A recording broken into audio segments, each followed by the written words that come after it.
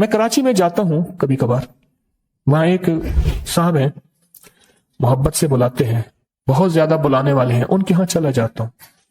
میں نے دیکھا تو ان کا بھائی جو ہے ایسے چل رہا تھا تو ہاتھ میں تسبیح تھی، بات تھوڑی کرتا تھا، تسبیح زیادہ پڑھتا تھا۔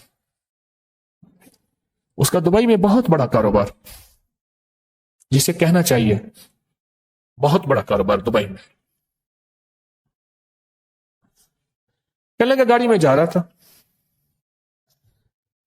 کچھ لوگ آئے، گاڑی کا دروازہ کھولا، بیٹھے، مجھے لے گئے۔ پھر میرے گھر والوں کو مہینوں پتہ نہ چلا، اور اس کے بعد بڑی اذیتوں کے بعد میں چھوٹا۔ اب وہاں بیٹھ کے پھر اللہ ہی تھا تنہائی میں، اور تو کوئی تھا ہی نہیں۔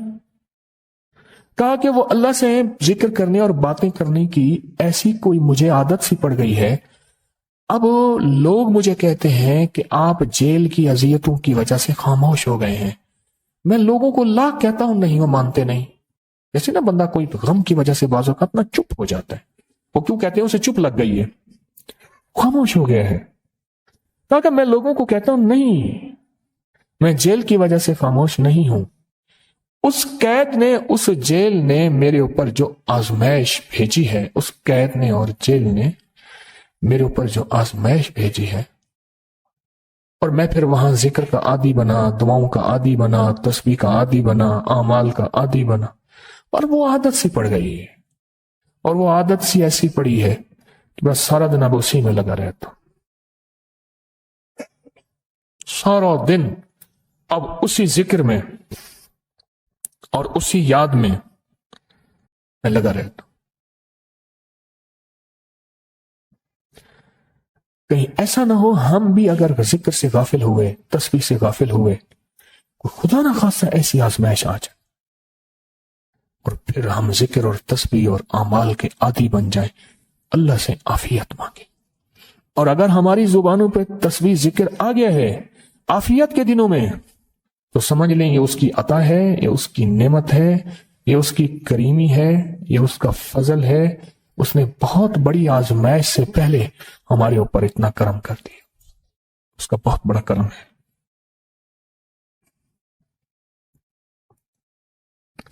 اس لیے اللہ جل شانہ کے حبیب کملی والے نے آزمائشوں سے پناہ مانگی ہے۔ اللہم انی اعوذ بک من جہد البلاء، آزمائش، کوئی بلا آ جائے، ودرک الشقاء، شقاوت میں میرا نام آئے، بدبختی میں، یہ بھی آزمائش ہے، وسوء القضاء، میرے لیے ایسے فیصلے ہونا شروع ہو جائیں جو مجھے برباد کر دیں، ایک کے بعد دوسرا میرے حق میں فیصلہ، میرے خلاف فیصلے سارے، وشماتۃ الاعداء، اور ایسا وقت میرے آزمائش نہ آئے کہ دشمن تالیاں بجائے، دشمن ہنسے اور میرا مذاق اڑائے۔ اس لیے میرے آقا نے، میرے حضور نے آزمائشوں سے پناہ مانگی ہے، عافیت مانگی ہے۔ اللہم انی اعوذ بک من زوال نعمتک، اللہ نعمت دی پھر اس کا زوال آ گیا، وتحول عافیت، عافیت دی وہ تم نے چھین لی۔ اللہم انی اعوذ بک من زوال نعمتک وتحول عافیتک وفجاءت نقمتک وجمیع سخطک، اے اللہ کو میرے اوپر ایسے حملے ہوں اور سختیاں میرے اوپر شروع ہوں، مولا میں اس سے پناہ مانگتا ہوں۔ میں مانگتا کیا ہوں؟ ربنا آتنا فی الدنیا حسنۃ، اس سے دنیا کا بہترین پیکج مانگتا ہوں، اور فی الآخرۃ حسنۃ، تو اس سے آخرت کا بہترین پیکج، شاندار، لاجواب، بہترین۔ ہاں، آزمائشیں، مصیبتیں، تکلیفیں، حوادث، حادثات، ناکامیاں، بیماریاں، پریشانیاں، میں نہیں مانگتا مولا۔ اللہم انی اعوذ بک من الہم والحزن، ہم کہتے ہیں ٹینشن کو، انزائٹی کو، اسٹریس کو، ڈپریشن کو، اندر غم ہے باہر پتہ ہی نہیں، اس کو ہم کہتے ہیں، اور حزن کہتے ہیں جس پہ ہائے ہائے ہو۔ اللہ میں تجھ سے اندر کا دکھ جو مجھے دیمک کی طرح کھائے، اور باہر کا دکھ جو مجھے تڑپائے، اندر کا دکھ کھائے اور باہر کا دکھ تڑپائے، اللہ میں اس سے پناہ مانگتا ہوں۔ ہم والحزن، عجز والکسل، ایسا کہ میں عاجز ہو جاؤں یا میرے پر سستی غالب ہو جائے۔ کتنے لوگ ایسے ہیں ان کے اوپر سستی غالب ہے. بہت بڑی مصیبت ہے زندگی کی. میرے آقا کملی والے نے اس سے پناہ مانگی. اللہ کے حبیب میرے آقا نے آزمائشوں سے پناہ مانگی. اللہم انی اعوذ بک من الفقر والکفر. اے میرا مولا مجھے کفر سے اور فقر سے بچا. فقر ایسا، غربت ایسی آئے کہ میرے ذہن میں ہر وقت لوگوں کی جیبوں پہ نظر ہو. ہر وقت لوگوں کی جیبوں پہ نظر ہو. یہ 2 وقت میں ہوتا ہے، ذہن نشین رکھیے گا. اس فقیر کا تجربہ ہے. ایک جب طمع بڑھ جاتا ہے، لالچ بڑھ جاتی ہے، اس وقت لوگوں کی جیبوں پہ نظر ہوتی ہے. جب فقر بڑھ جاتا ہے، غربت اور تنگ دستی اور فقیری بڑھ جاتی ہے، پھر لوگوں کی جیبوں پہ نظر اس کی ہوتی ہے اور اللہ کے خزانوں پہ نظر نہیں ہوتی یا کم ہوتی. اے میرا مولا مجھے فقر سے بچا اور کفر سے بچا کہ ایسا وقت نہ آئے میں اپنا دین بیچ بیٹھوں، اپنا ایمان بیچ بیٹھوں. ہمارے ایک مخلص تھے عبد الوحید سلیمانی صاحب رحمۃ اللہ علیہ. کہنے لگے انارکلی میں میرا ایک دوست تھا، تو میں اس دوست کے ساتھ زندگی گزری. پنجاب یونیورسٹی میں اکٹھے پڑھتے تھے. تو پھر پتا چلا کہ وہ بہت مالدار ہو گیا. اسلام آباد کے ایک بہت بڑے سیکٹر میں گیا تو اس کا گھر دیکھا، گاڑیاں، بڑا گھر. اور یہاں اس کے پاس ایک پرانی سی پتلون ہوتی تھی اور غربت ہوتی تھی اور انارکلی کے کسی اوپر چبارے کے کسی کمرہ لیا ہوا تھا. تو میں نے اس کا نام لے کے پوچھا یہ کیا؟ اس نے ایسے سینے پہ ہاتھ رکھ کے کہا بس یہی بیچا ہے، اب باقی سب ٹھیک ہے. سینے پہ ایمان بیچا ہے، کچھ مل گیا.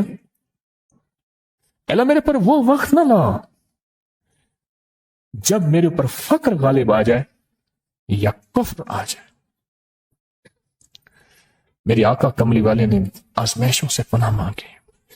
اور آپ حضرات کتنے خوش قسمت ہیں.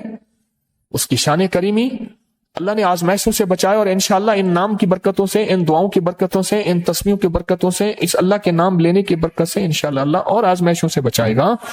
اللہ نے بغیر آزمائشوں کے ہمیں اپنا نام دے دیا، اپنے نام کی تسبیح دے دی، اپنا ذکر دے دیا، اپنی یادیں دے دی.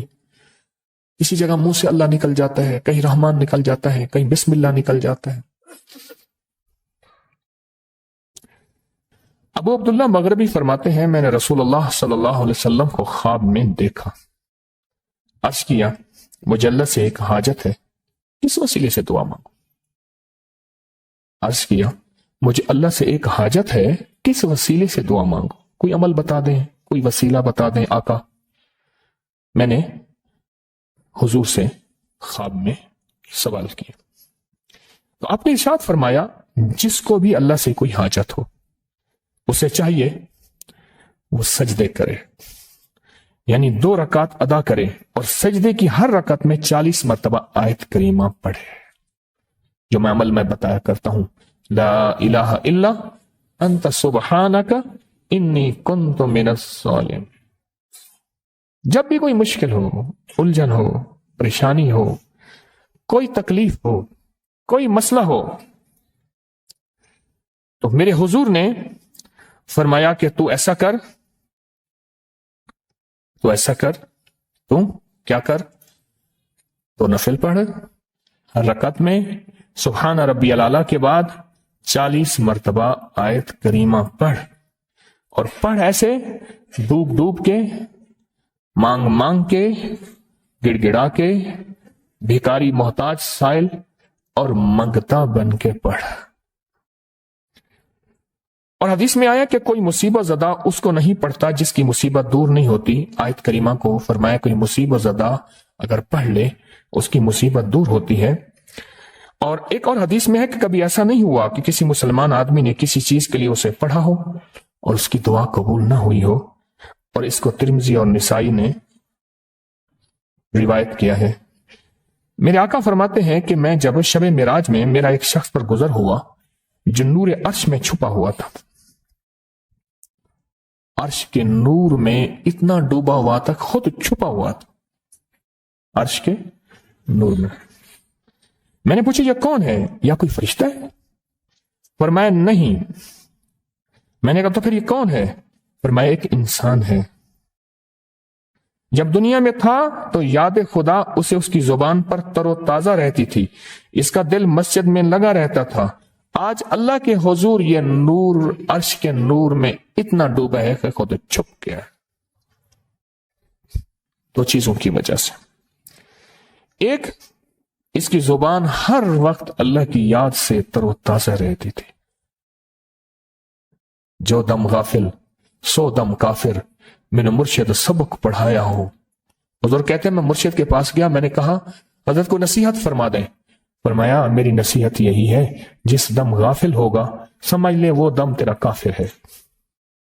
اور کافر کے معنی اصل ہیں انکار کے، وہ تیرا دم اللہ کے ساتھ جڑا ہوا نہیں ہے۔ پر میں ذکر کرنے والوں کی مثال زندہ کی ہے اور ذکر نہ کرنے والوں کی مثال مردہ کی ہے۔ حضرت خالد بن ولید نے فرمایا ایک طرف ہزاروں تھے اور فرمایا مجھے چند دے دیں، تو پوچھا آپ کو چند کیوں دیں؟ کہا وہ سارے مردہ ہیں، وہ کلمہ پڑھنے والے نہیں تھے، وہ سارے مردہ ہیں، مجھے چند کلمہ پڑھنے والے دے دیں، یہ سارے زندہ ہیں اور یہ غالب آئیں گے۔ اور یہی ہوا، اور یہ کلمہ پڑھنے والے غالب آ گئے۔ آپ نے فرمایا کہ غافلوں کے درمیان اللہ کی یاد میں لگا رہنے والا ایسا ہے جیسے خشک درختوں کے درمیان سبز درخت ہو، اور جو غافلوں کی جماعت میں جو خدا کی یاد میں لگا رہتا ہے اللہ ہی اس کو جنت میں ٹھکانہ دکھائے گا۔ اس ویڈیو کو لائک اور شیئر کریں، اب کریں یوٹیوب چینل کو سبسکرائب کریں اور روزانہ زیادہ سے زیادہ سبسکرائب کروائیں۔ آپ دوسروں کے لیے صدقہ جاریہ بنیں گے، اللہ پہلے آپ کے دکھ